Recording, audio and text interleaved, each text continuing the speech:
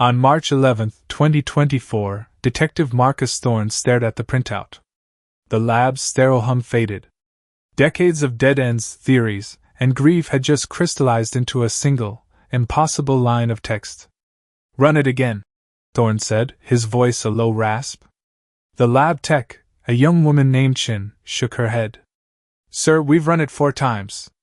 The familial match is 99.9% conclusive." Thorne sank into the chair, the weight of 26 years pressing down on him. The face that swam in his vision wasn't some shadowy figure, or a long-haul trucker. It was a face he saw every single day in the briefing room. A face that had laughed at his jokes, offered advice, and patiently mentored rookies for over 2 decades. "Sheriff Diaz needs to see this." "No," Thorne managed, his hand shaking as he reached for his phone. Within an hour, the quiet, fog-shrouded town of Redwood Creek, California, would learn that one of its most trusted officers was the monster who had stolen Liam Miller and Chloe Jenkins.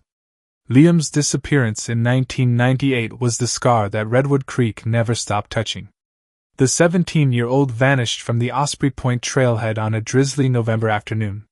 He'd left nothing behind but his beaten-up 1992 Toyota pickup and a single muddy hiking boot standing upright in the gravel lot.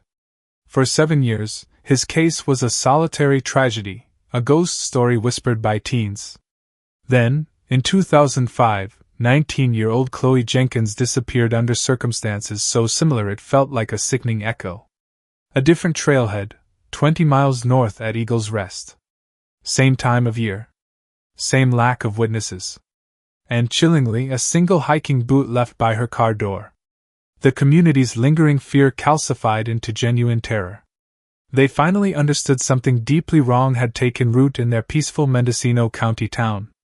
For nearly 3 decades, these cases lay dormant, the faces of the missing teens fading on the bulletin board at the sheriff's station. Their families were left shattered, trapped in an endless, agonizing limbo. But what makes this case so utterly shocking isn't just the decades it took to solve. It's who was responsible, and how she managed to hide her darkest secrets while wearing a badge. This is the story of how a revolutionary new DNA technique finally gave a voice to the silent. It's the story of a rural town forced to confront the fact that one of its most trusted heroes was a predator. And most disturbingly, it's the story of how the person responsible for these horrific crimes fooled everyone, including her own brothers and sisters in law enforcement, for 29 years. Before we continue this shocking story, take a second to hit that subscribe button and like this video. Your support is crucial and helps us bring more of these important solved cases to light. November 5, 1998, began as a typically damp fall day. Liam Miller, a lanky 17-year-old with a passion for photography, told his mom he was going to the Osprey Point trailhead to catch the fog in the redwoods. He never came home. At 10:15 p.m., his father, David Miller, drove the winding 15-mile road to the trailhead. He found Liam's Toyota truck locked. His wallet and house keys were on the passenger seat. On the ground next to the driver's side door sat a single hiking boot, its laces still tied.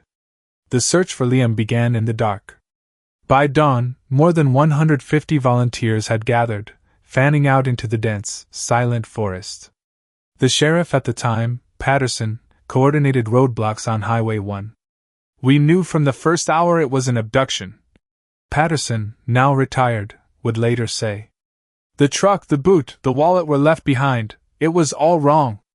It pointed to a struggle, or a ruse." K-9 units lost the scent at the edge of the asphalt. Helicopters chopped the air, their thermal cameras scanning the dense canopy, but the thick trees and cold ground revealed nothing. The investigation spiraled outward, interviewing every registered sex offender within a 150-mile radius. No leads surfaced. As days bled into weeks, the town of Redwood Creek changed. Doors were locked. Kids were forbidden from hiking. The trailhead at Osprey Point was roped off, Liam's school photo taped to a warning sign, his hopeful smile a ghostly presence against the dark trees. Theories tore through the small community. He was taken by a drifter. He stumbled upon a drug operation. A few whispered he'd run away. That's a lie. His mother, Sarah, told a local reporter, her face gaunt, 6 weeks after he vanished. Liam lived for his photography. He would never leave his camera. He would never leave his truck.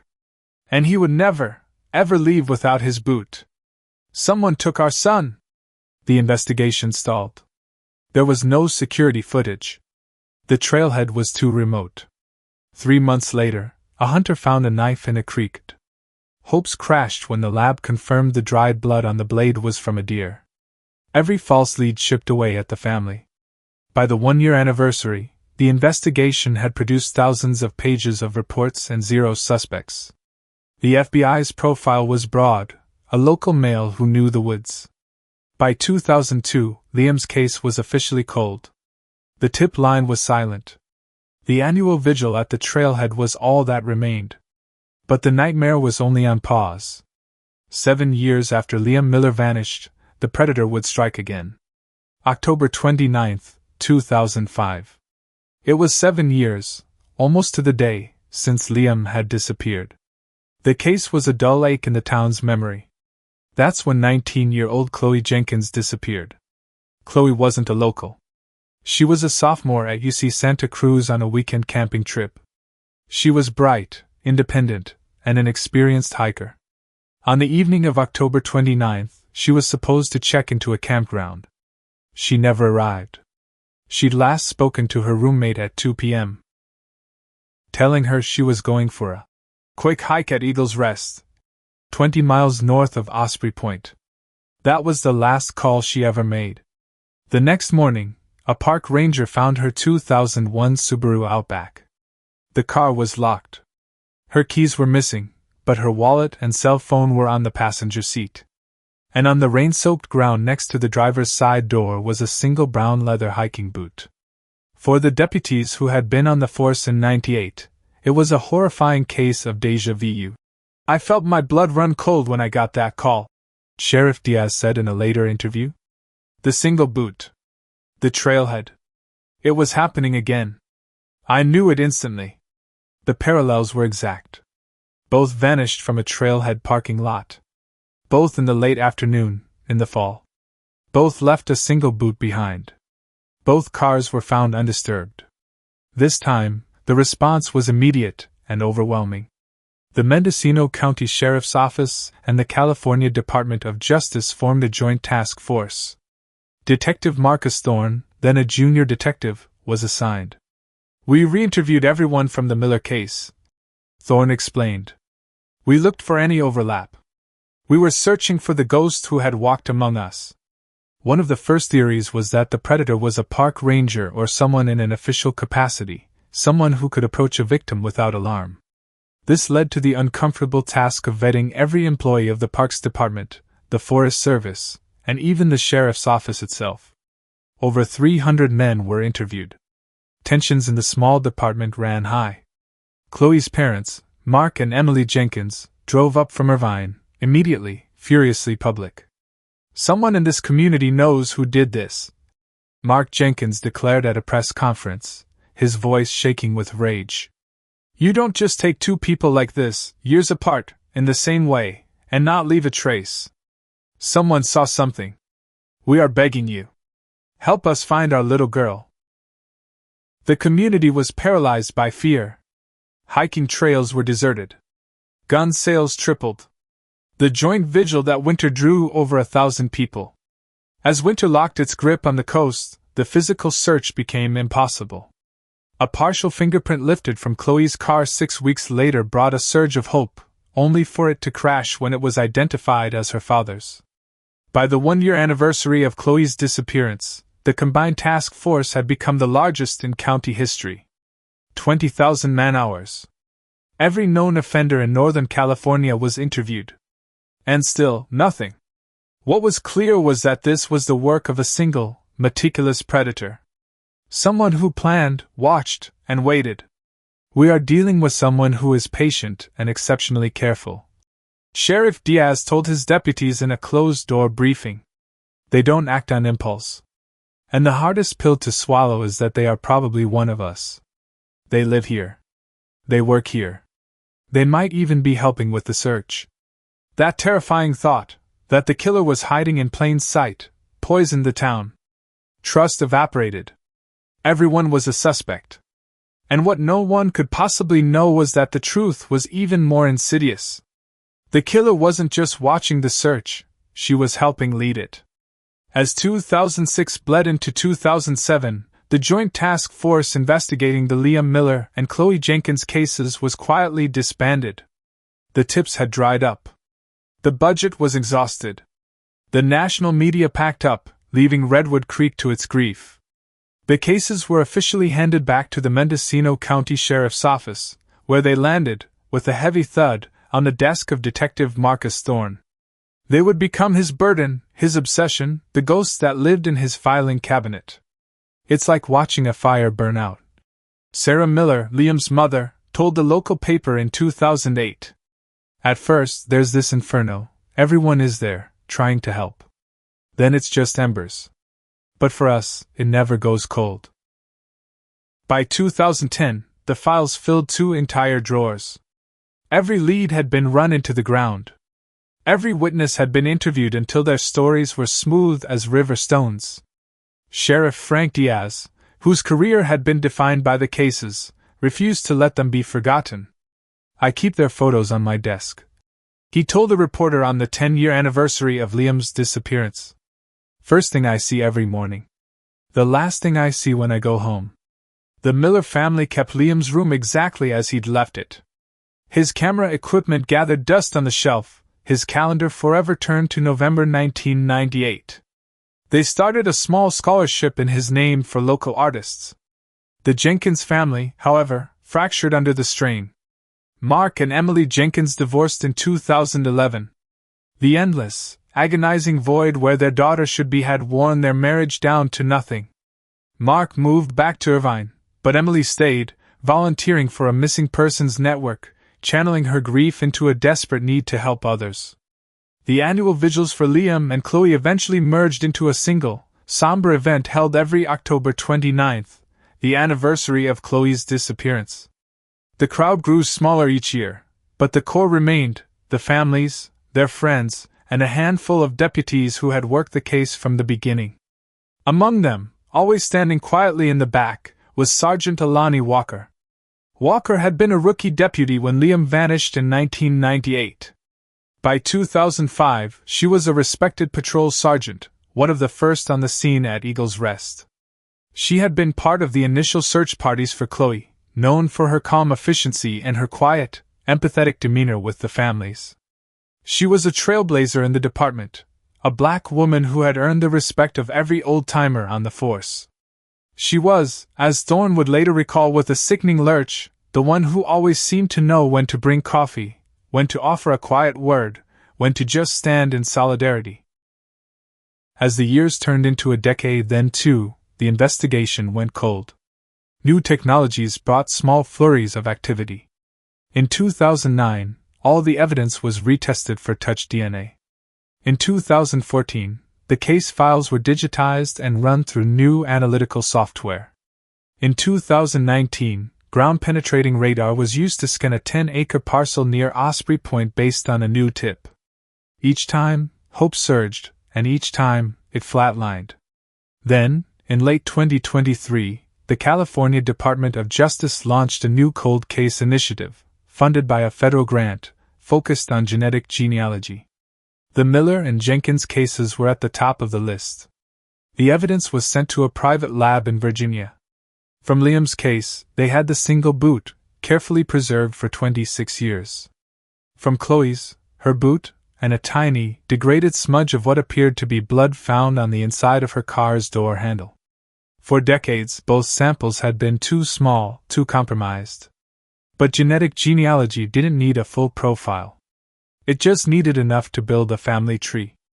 On March 11, 2024, the email landed in Detective Thorne's inbox.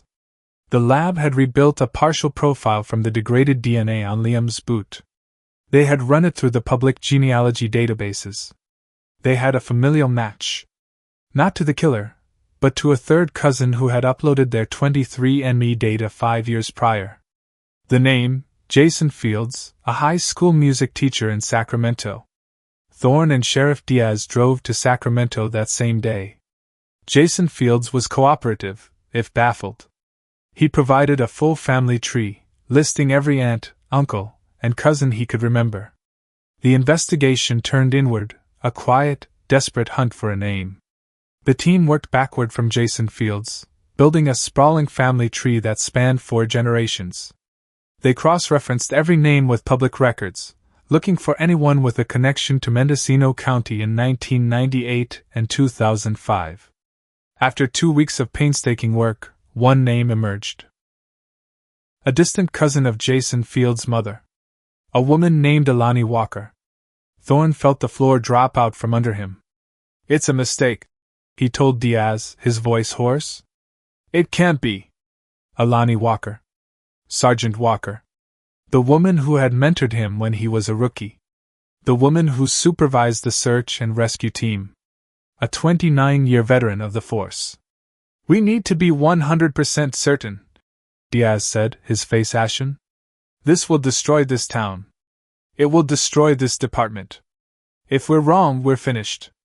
Thus began the secret investigation, a 3-person team working out of a locked office in the county courthouse, far from the sheriff's station, Thorne, Diaz, and a trusted investigator from the DA's office.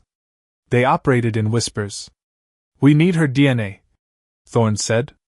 "And we can't get a warrant. We have no probable cause, just a familial link. We have to get it surreptitiously." What followed was 3 weeks of agonizing, cloak-and-dagger tension. Thorne, consumed by a cold dread, had to interact with Walker every day.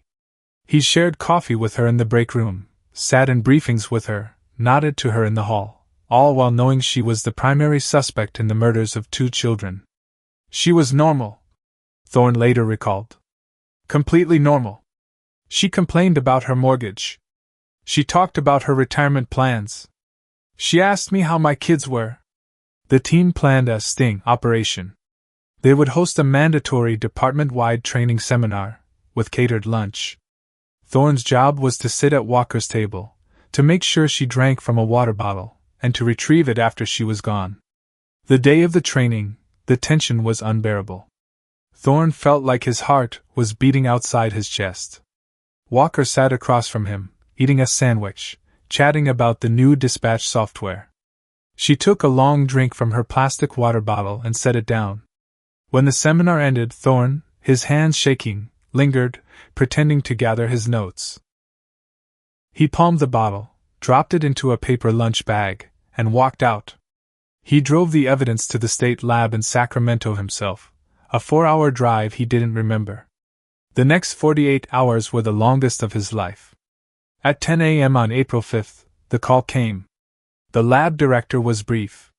"It's a perfect match," she said. "The DNA from the water bottle is a 1-to-1 match with the unknown DNA on Liam Miller's boot. And it's the same DNA profile as the blood smudge from Chloe Jenkins's car. It's her, Marcus. There's no doubt." Thorne hung up the phone and was physically ill in his office trash can. The person who had taken Liam and Chloe, the predator they had hunted for 26 years, was Sergeant Alani Walker. The ghost was in the machine. The revelation set off a frantic, high-stakes operation. They had her DNA, but they had no bodies. They had no confession. They needed to search her property. "She knows our playbook," Diaz told the assembled team, now expanded to include the DOJ and FBI. "She knows how we get warrants. She knows how we search. We have to assume she's prepared." Background checks revealed Walker owned a second property, 40 acres of dense, undeveloped forest off a logging road near Ukiah, purchased in 1995. "We need eyes on that property now," Thorne ordered. "But she'll spot a car. She'll spot a ground team. She trained them." The solution was a high-altitude surveillance drone, loaned by the FBI. For 5 nights, under the cover of darkness, the drone flew thermal imaging patterns over Walker's remote land. The first 4 nights showed nothing but deer and cold earth. But on the 5th night, the thermal camera picked up 2 anomalies. 2 rectangular patches, roughly 7 by 4 feet, that retained heat differently than the surrounding soil. They were located in a small clearing, hidden by a dense stand of second-growth redwoods. The temperature differential suggests disturbed earth, the FBI analyst reported. It's consistent with something buried. And it looks like it was done a long time apart. It was enough. At 6 a.m. on April 12, 2024, while Sergeant Alani Walker was working her regular shift, a massive team of forensic archaeologists and FBI agents descended on her remote property. What they found would confirm their worst fears. 8 feet below the surface, in the exact locations the drone had identified, they found human remains. The first site, buried beneath the foundation of a long-rotted hunting blind, held the remains of a male, late teens. With them, a 35mm camera, its lens cracked, its casing miraculously intact. The second site, 50 yards away, held the remains of a female, late teens or early 20s. Buried with her was a small, beaded ankle bracelet. Dental records would later provide the positive identification. It was Leah Miller and Chloe Jenkins. The discovery was galvanizing. With the remains found on her land, judges issued sweeping warrants for her home, her vehicles, her computers, and her locker at the station.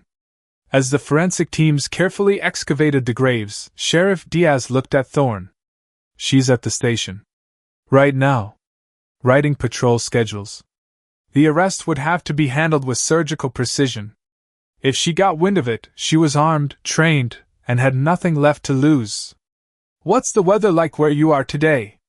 We're deep in the fog of this investigation, and I'm curious if you're seeing clear skies or clouds. Let me know in the comments. April 12, 2024, 7:52 a.m. Sergeant Alani Walker, 29-year veteran, walked into the Mendocino County Sheriff's Station, shaking rain from her jacket. She nodded to the deputies at the front desk, her expression as placid and professional as it had been for nearly 3 decades. She headed toward the briefing room for the morning roll call. What she didn't know was that roll call had been canceled. The station was in a state of quiet lockdown. 2 FBI agents were posted in the hallway, dressed as visiting county auditors. When she pushed open the briefing room door, she found not her squad, but Sheriff Frank Diaz, Detective Marcus Thorne, and 2 grim-faced men from the Department of Justice. Morning, Sheriff. Thorne. Didn't know we had a command staff meeting, she said, her voice even. Close the door, Alani, Diaz said. His voice was dead. Thorne, who had barely slept in 72 hours, felt the room tilt. He watched the woman who had taught him how to handle a domestic dispute, the woman who had signed his first performance review.